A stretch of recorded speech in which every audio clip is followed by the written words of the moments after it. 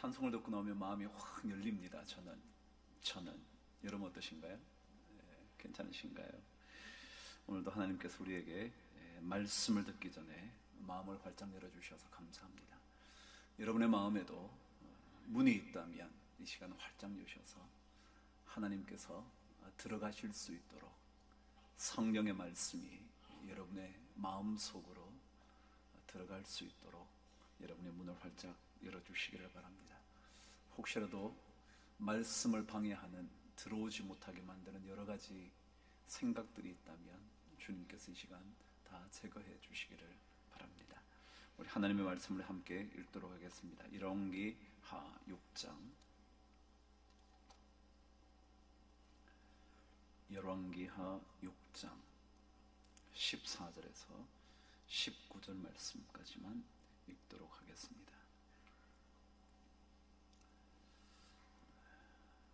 함께 읽겠습니다. 시작. 왕이 이에 말과 병거와 많은 군사를 보내매 그들이 밤에 가서 성읍을 에워쌌더라. 하나님의 사람의 사환이 일찍이 일어나서 나가보니 군사와 말과 병거가 성읍을 에워쌌는지라. 그의 사환이 엘리사에게 말하되 내 주여 우리가 어찌하리까 하니 대답하되 두려워하지 말라. 우리와 함께한 자가 그들과 함께한 자보다 많으니라 하고 기도하여 이르되 여호와여 원하건대 그의 눈을 열어서 보게 하옵소서 하니 여호와께서 그 청년의 눈을 여심해 그가 보니 불말과 불병거가 산에 가득하여 엘리사를 둘렀더라. 아람 사람이 엘리사에게 내려오매 엘리사가 여호와께 기도하여 이르되 원하건대 저 무리의 눈을 어둡게 하옵소서 하매 엘리사의 말대로 그들의 눈을 어둡게 하신지라. 엘리사가 그들에게 이르되 이는 그 길이 아니요 이는 그 성읍도 아니니 나를 따라오라. 내가 너희를 인도하여 너희가 찾는 사람에게로 나아가리라 하고 그들을 인도하여 사마리아에 이르니라. 아멘.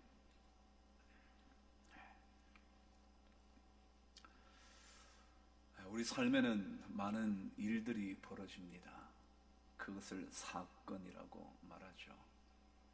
사건은 언제나 발생합니다.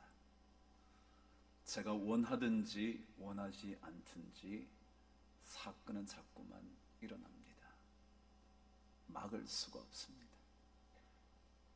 소화가 잘 되지 않는 듯해 병원을 찾았더니 암이랍니다. 그런 일들이 벌어집니다. 결혼해서 사랑하며 살 줄 알았던 자녀들의 가정이 너무도 힘겨운 시간을 보내어 어쩔 줄 몰라 한답니다. 원하지 않는 일들이 자꾸만 일어납니다. 발생하는 거죠. 이것을 가리켜 우리는 불가항력적이다 그러죠. 내가 원하지 않는데 저항할 수 없을 만큼 강하게 찾아옵니다.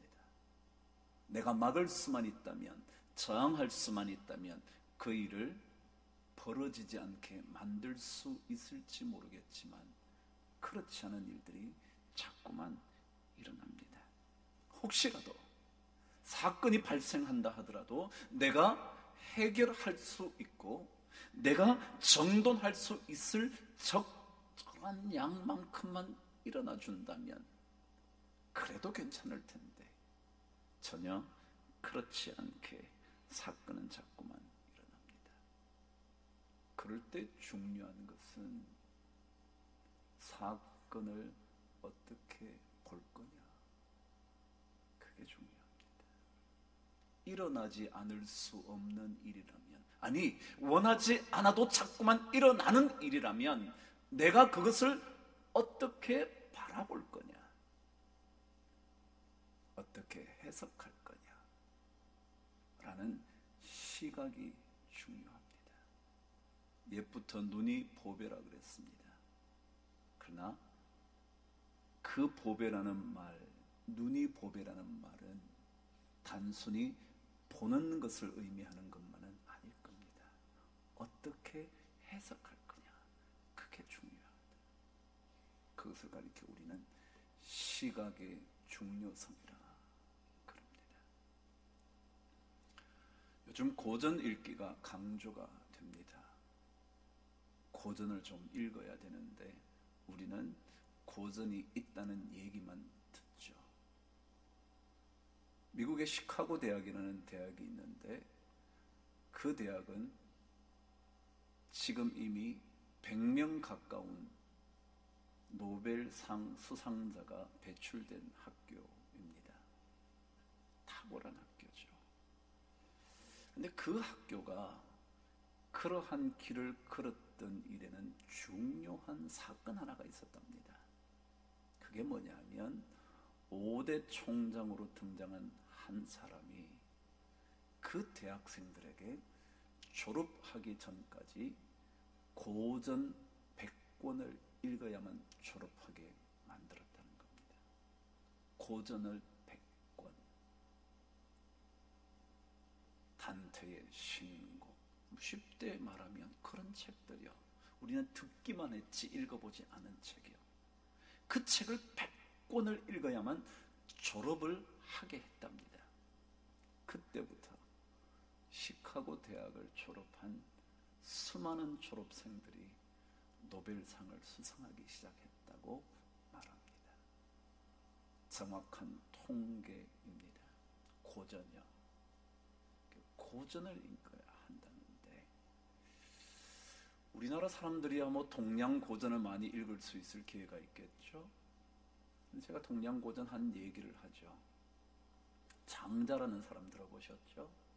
장자가 어느 날 누덕누덕한 옷을 입고 삼으로 엮은 신발을 신고 위나라 왕을 만나러 갑니다. 왕을 만나러 가는데 마치 누더기 옷을 입고 교삼으로 엮은 신발을 신었으니 얼마나 행색이 보잘것없었겠습니까? 그러니까 왕이 얘기를 합니다. 아니 어찌 그대의 행색이 그렇게 초췌하단 말이요 라고 말을 합니다. 그러자 장자가 이렇게 대답을 했다네요. 이것은 초췌한 것이 아니라 가난한 것인 것뿐이지요. 가난할 뿐이지 초췌한 것은 아닙니다. 선비에게는 지켜야 할 도와 덕이 있는 법인데 그것을 실행하지 못하는 것이 초췌함이라고 말합니다. 제 모습은 단지 가난한 모습이라 말해야 옳습니다. 그랬답니다. 여러분 어떠세요? 언젠가 어떤 목사님이 그런 얘기를 하셨죠. 돈 많은 어떤 사람을 보며 자기 자식이 그랬대죠. 아빠 저 사람 참 잘 살지. 아버지가 말했대죠. 야 저건 잘 산다고 말하는 게 아니야. 돈이 많지. 그렇게 말해야 된다. 돈 많은 것과 잘 산다는 것은 다른 겁니다. 돈 많다고 다 잘 사는 거 아니거든요.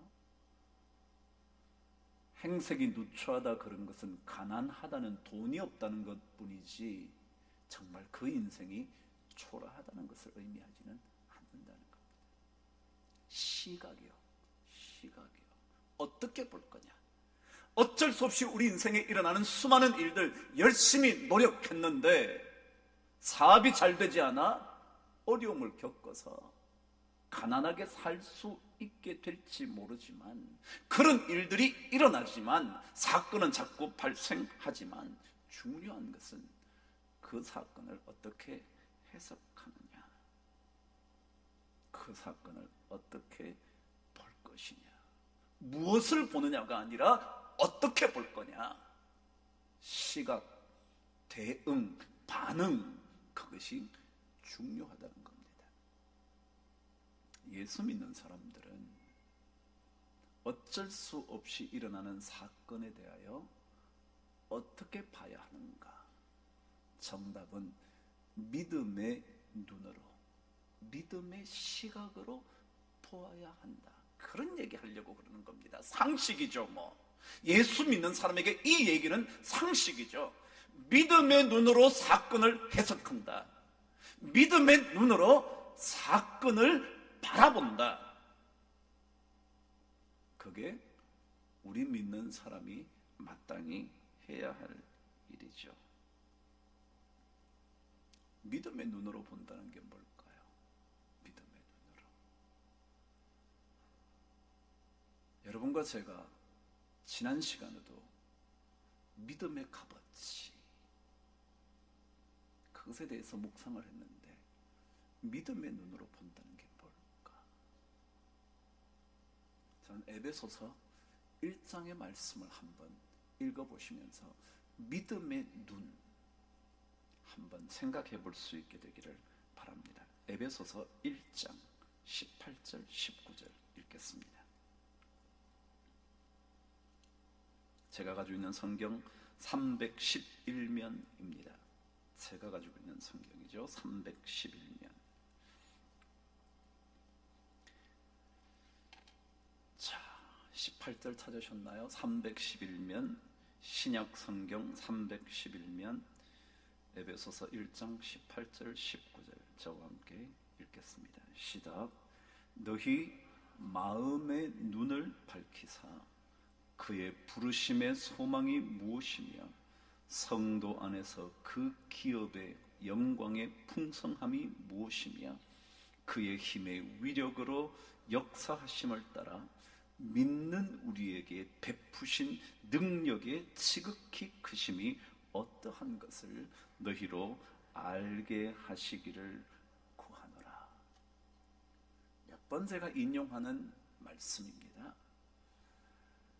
우리 믿음의 눈으로 해석한다는 것이 어떤 뜻이냐면, 여러분과 제가 가지고 있는 믿음이 있다면, 믿음의 눈이 열린다면 어떻게 보아야 하느냐 하면, 무엇을 볼 수 있어야 되느냐 하면, 사건 속에서 하나님께서 어떤 능력으로 우리에게 저 문제를 해결하실까?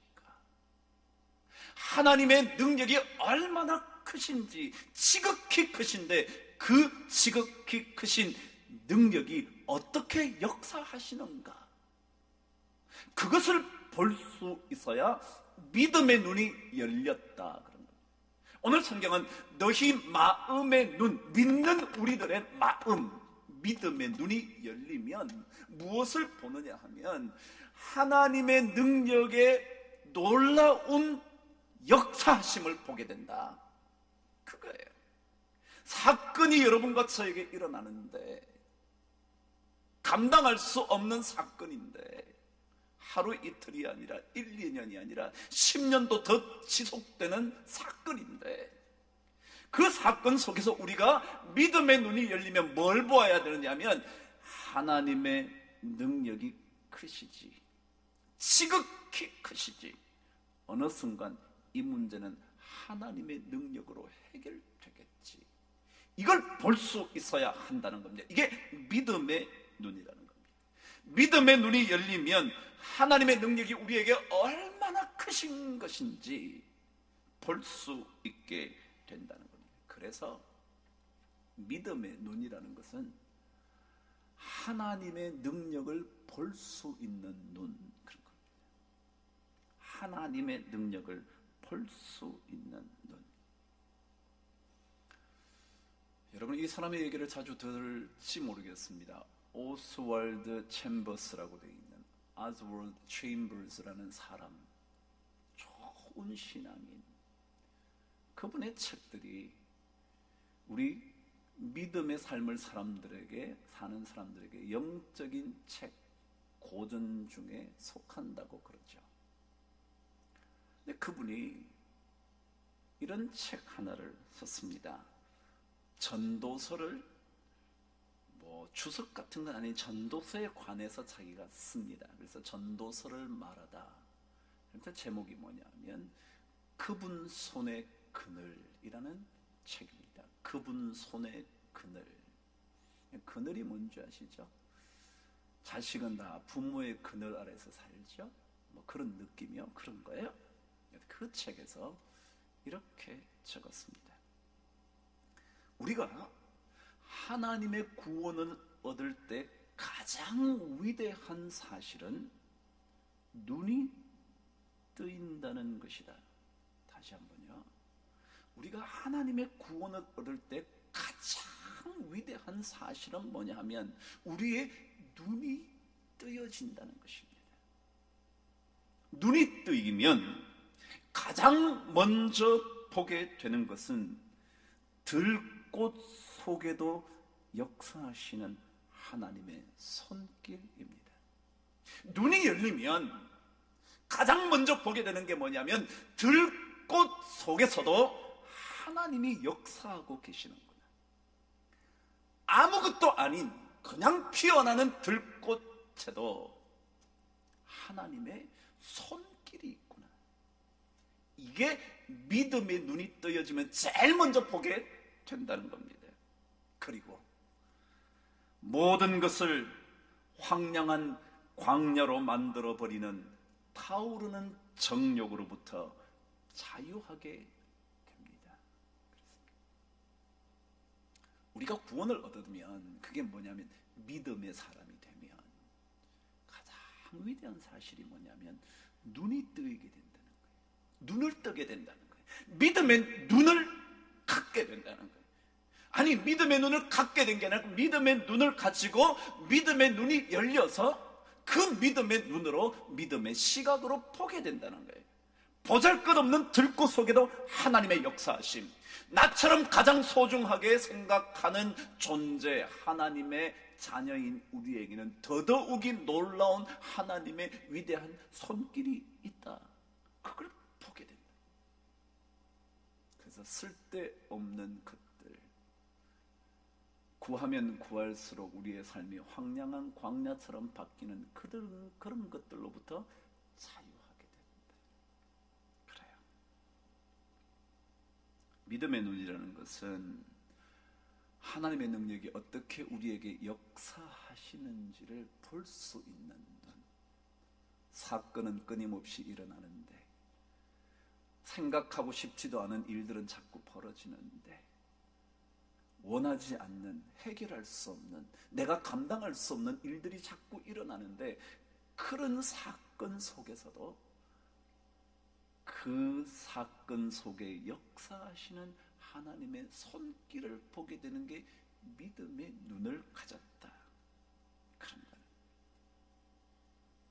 지난 시간에 제가 욥기 13장 15절 말씀을 이렇게 번역해야 된다고 말씀을 드렸죠. 그가 나를 죽이시더라도 나는 그분을 신뢰할 거다.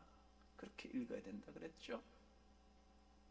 똑같이 오스왈드 챔버스가 이렇게 글을 썼습니다. 사탄은 그 어떠한 사람도 아무런 조건 없이 하나님을 사랑하지는 않는다고 하나님께 대들었다. 그렇죠? 욥 얘기요. 다 이유가 있어서 하나님 사랑하지. 무슨 아무것도 해주지도 않은데 무슨 하나님을 사랑하겠냐. 욥이 저렇게 받아 누리고 사니까 하나님 사랑하는 거지. 그랬단 말이죠. 그래서 하나님께서 사탄으로 하여금 욥이 누리는 모든 복을 파괴하도록 허락하셨다. 그런데 사탄이 하나님의 허락하에 욥이 받은 복을 마음껏 파괴하였지만 욥은 하나님을 저주하지 않았다. 이것으로 인하여 욥은 진실로 하나님을 사랑한 것이지 하나님께서 베푸신 복 때문에 하나님을 사랑한 것이 아니었음을 증명하였다. 그다음 말입니다. 욥은 자신의 모든 소유를 잃었다. 그러나 욥은 결코 하나님 붙드는 것만은 잊지 않았다. 그래서 욥기 13장 15절은 그가 나를 죽이시려다도 나는 그분을 신뢰하리라 그렇게 고백한 것이다 라고 적었습니다. 믿음의 눈이요. 믿음의 눈. 그게 뭐냐면 모든 것을 빼앗기는 사건이 일어날 수도 있어요. 열심히 일했는데도, 최선을 다했는데도 오해받는 일들이 있을 수 있어요. 그럼에도 불구하고 하나님 붙드는 것을 잊어버리지 않는 것, 그게 믿음의 눈을 가졌다고 그러는 겁니다. 믿음의 눈을 가졌다고 그러는 거예요. 서론은 길죠? 오늘 내용은, 말씀 내용은 엘리사의 얘기입니다. 아니, 사실은 엘리사보다 더 집중되어 있는 것이 엘리사의 종의 얘기입니다. 사환이라고 번역된 그 사람의 얘기입니다. 어느 날 아람 군대가 이스라엘을 공격합니다. 그런데 공격을 하는데 자꾸만 잘 안 됩니다. 분명히 쳐부술 수 있는데 어느새 정보가 다 새어나가 공격하기가 어렵습니다. 이유를 알아봤더니 하나님의 선지자 엘리사라는 사람 때문에 그렇다는 겁니다. 엘리사라는 사람이 하나님께서 주신 지혜로 아람 군대 공격을 미리미리 알아채버린다는 겁니다. 그래서 먼저 엘리사를 잡으라고 말합니다. 그래서 아람 왕이 군사와 말과 병거 엄청나게 데리고 엘리사가 있는 곳을 가서 포위를 합니다. 그곳이 도단이라는 성읍이었습니다. 밤에 잠을 자고 일어나 보니까 사환이 엄청난 아람 군대 사람들이 그 엘리사 집을 둘러싸고 있는 것을 발견을 한 겁니다. 아니, 엘리사 집은 아니고 도단 성읍을 완전히 둘러싸버린 것을 봅니다. 그러면 어떻게 해야 될지 몰라서 어떻게 하면 좋죠? 라고 엘리사에게 얘기합니다. 그때 엘리사가 했던 이야기, 오늘 여러분과 함께 믿음의 눈 얘기를 해보려고 하는 겁니다. 자, 여러분, 먼저 믿음의 눈이 열리지 않으면, 왜 우리가 믿음의 눈을 강조하느냐 하면, 믿음이 있기는 하지만 믿음의 눈이 열리지 않으면 어떤 일들이 벌어지는가, 몇 가지 이야기만 한번 짧게 나눠보죠. 첫 번째, 15절 함께 읽어보겠습니다. 다시 열왕기 하러 가보시죠. 15절 시작. 하나님의 사람의 사환이 일찍이 일어나서 나가보니 군사와 말과 병거가 성읍을 에워쌌는지를 그의 사환이 엘리사에게 말하되, 아, 내 주여, 우리가 어찌하면 좋습니까?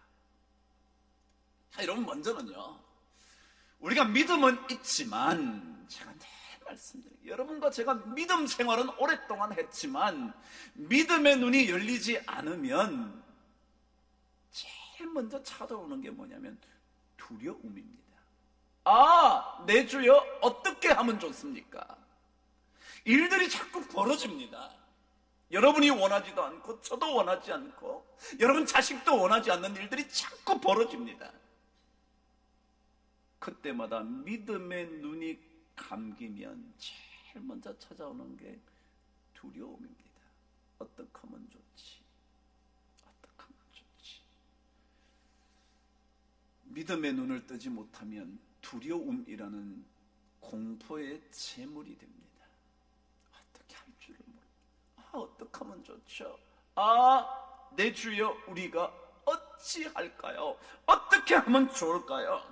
믿음의 눈이 사라지면 하나님의 능력이 보이지 않기 때문에 두려워진다는 겁니다. 여러분, 그래서 여러분에게 만일 어떤 사건으로 인하여 두려움이 찾아온다면 제일 먼저 점검하셔야 될 게 나에게 믿음의 눈이 지금 감겨 있느냐 아니냐, 이거 점검해야 됩니다.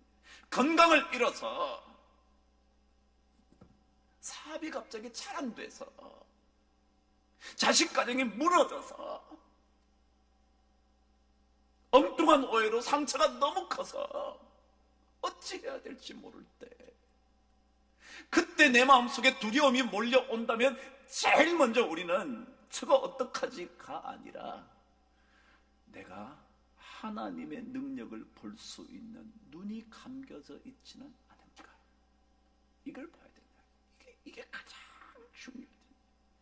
마음이 무겁고 고통스럽고 심지어 두려워 어쩔 줄 모를 때 우리에게 필요한 것은 뭐냐면 내 눈이, 믿음의 눈이 감겨 있는 것은 아닌가.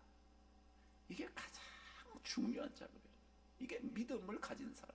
이게 믿음이 사라지기 시작하면, 믿음의 눈이 자꾸 감기기 시작하면 두려움이 온다.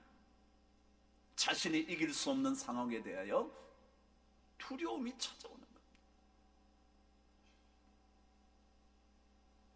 이것을 다르게 설명하면, 믿음의 눈이 감기면 두려움이 몰려오는데 이것을 뭐라고 설명할 수 있냐면, 두 번째, 장애물만 보인다는 겁니다. 뭐가 보이냐면 아람 군대의 군사와 말과 병거가 가득 둘러싸고 있는 것만 보인다는 겁니다. 믿음의 눈이 감기면 장애물만 보입니다. 해결할 수 없다는 생각이 들고 나면 내 앞에 가로막고 있는 장애물이 너무너무 크다는 사실만 자꾸만 고민합니다. 믿음의 눈이 감기면 다른 어떤 가능성을 생각하지를 못합니다. 오직 그 문제, 그 사건, 그 고통, 그 장애물, 완전히 문제에 매몰이 됩니다. 그게 믿음의 눈이 없을 때 그렇습니다. 여러분 어떠신가요? 저도 목사지만 그럴 때 참 많습니다. 그런데 하나님께서 그러는 거예요. 너 지금 자꾸 장애물만 보이냐? 너 두렵냐? 군사와 말과 병거가 둘러싼 것만 보이냐? 믿음의 눈을 떠. 믿음의 눈을 떠. 세 번째입니다. 믿음의 눈이 감기면요, 어떤 일이 벌어지는가? 오늘 말씀 18절은 이렇게 말합니다. 18절, 19절 읽으시겠습니다. 시작. 아람 사람이 엘리사에게 내려오매 엘리사가 여호와께 기도하여 이르되 원하건대 저 무리의 눈을 어둡게 하옵소서. 여러분, 믿음의 눈이 닫히면요, 어둡게 되면요, 어떻게 된다고요? 엘리사의 말대로 그들의 눈을 어둡게 하신지라. 19절 시작. 엘리사가 그들에게 이르되 이는 그 길이 아니요 이는 그 성읍도 아니니 나를 따라오라. 내가 너희를 인도하여 너희가 찾는 사람에게로 나아가리라 하고 그들을 인도하여 사마리아에 이르니라. 사마리아는 원래 아람 군대가 가려고 했던 곳이 아닙니다. 도단 성읍을 둘러싸고 엘리사 집에 가서 엘리사를 잡으려고 했지 사마리아로 가려고 한 것이 아닙니다. 다시 말하면 믿음의 눈이 사라지면 삶의 방향을 잃습니다. 어디로 가야 될지 모릅니다. 그게 맞는 줄 알고 갑니다. 나 따라와, 그럼 가는 겁니다. 이쪽 가면 행복해져 가는 겁니다. 근데 아닌 겁니다. 믿음의 눈이 사라지면 가기는 가는데 어디로 가는지 모르는 겁니다. 이게 믿음의 사람들이 꼭 생각해야 될 일입니다. 믿음의 눈을 잃고 여러분의 인생을 살면 절대로 하나님은 삶의 올바른 길로 가게 내버려 두지 않습니다. 그렇습니다. 믿음의 눈. 이 믿음의 눈이 감기면요, 우리에게 찾아오는 끊임없는 두려움.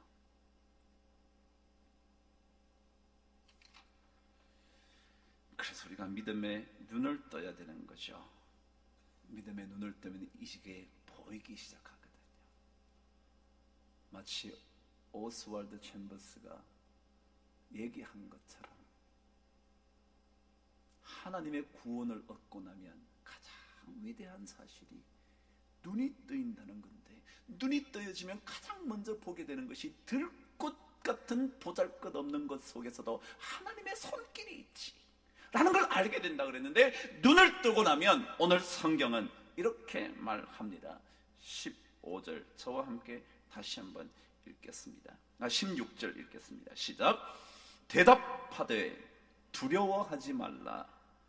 우리와 함께한 자가 그들과 함께한 자보다 많으니라.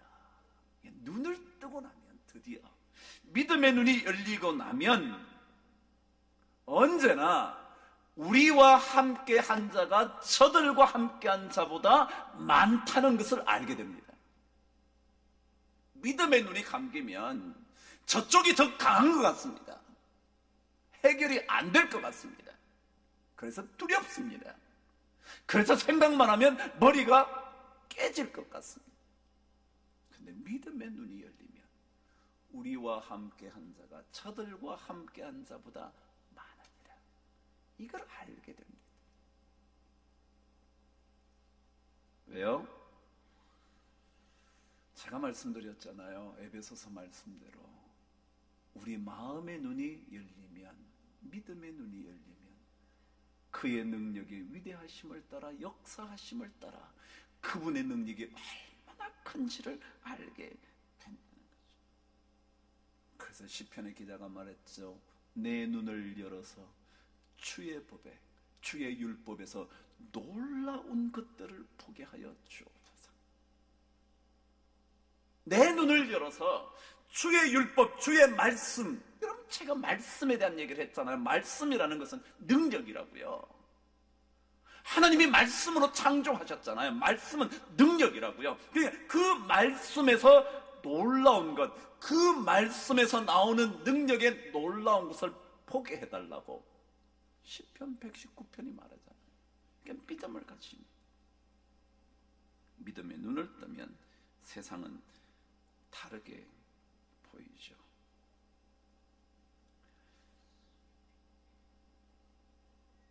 (1800년) 말기 좋은 신앙인의 시 한 편이 있습니다. 하늘의 사냥개라는 시입니다. 하늘 혹은 천국의 사냥개. 이 사냥개가 뭐죠? 다 추적하잖아요. 그죠? 사냥개가 추적하죠. 따라다니죠. 절대로 놓치는 법이 없다. 그게 사냥개거든요. 그 시가 이렇습니다. 한번 들어보시죠.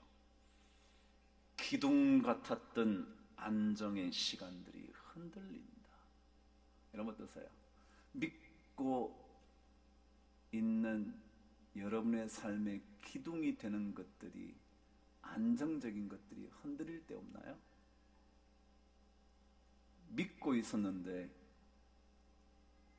믿고 있던 그것이 나의 삶을 송두리째 흔들어 놓는 일 없었나요? 여러분, 그런 일 없으셨어요?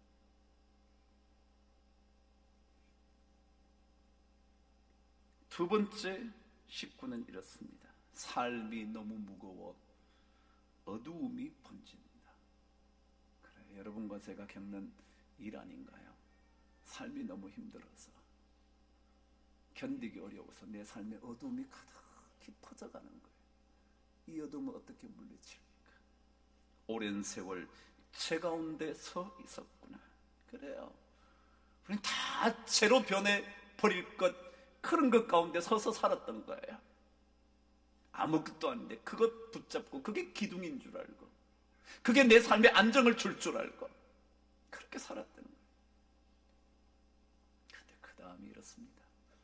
나의 암울한 세월 가운데 하나님의 손길의 그늘이 나를 위로하기 위해 펼쳐져 있다.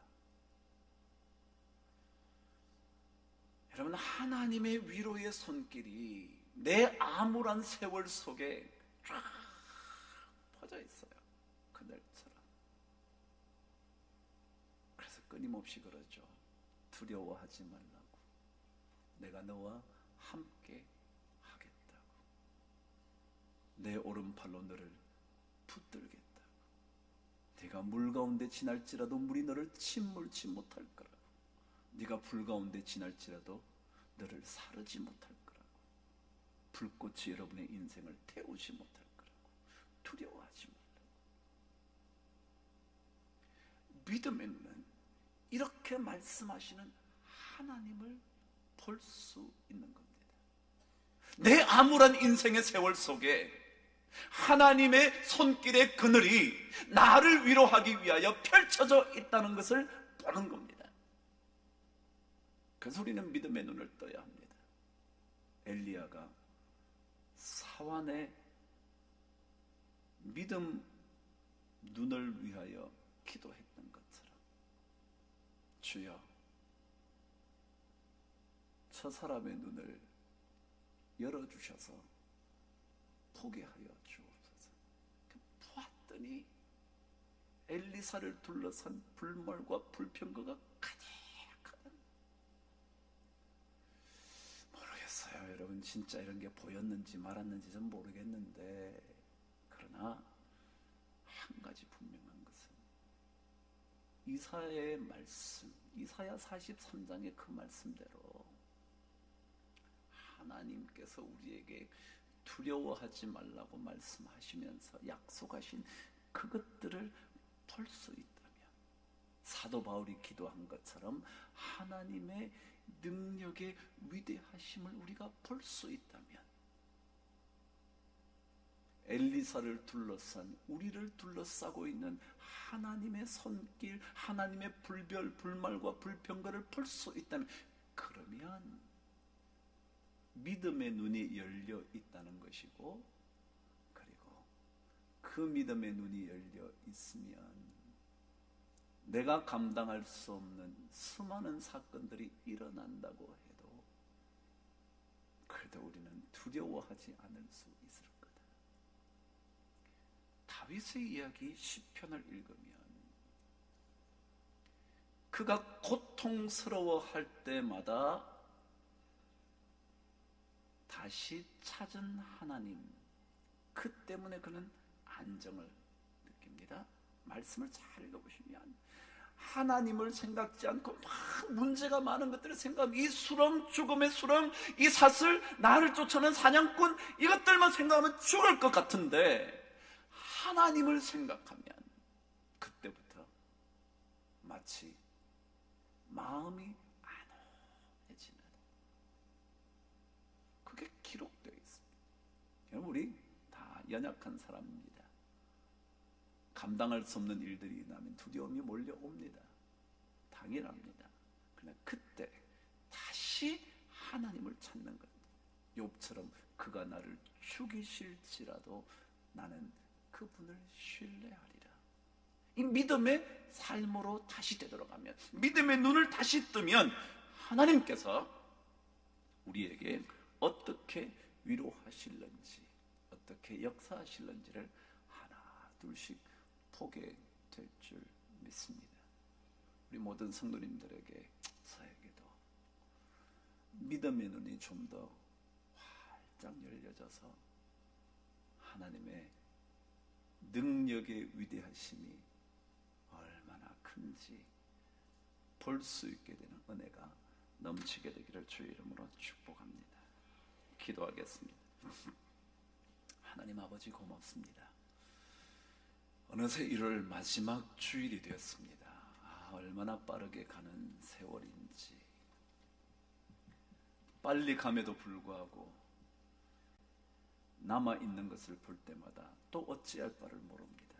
그러나 아버지 하나님, 우리의 믿음의 눈을 다시 한번 열어주셔서 엘리사의 기도가 우리를 향한 기도가 되게 하여 주셔서 사완의 눈이 열려 하늘의 불mol과 불병거를 본 것처럼 우리들도 주께서 우리를 지키시는 불mol과 불병거를 볼 수 있도록 축복하여 주시옵소서. 한 달 지나갑니다.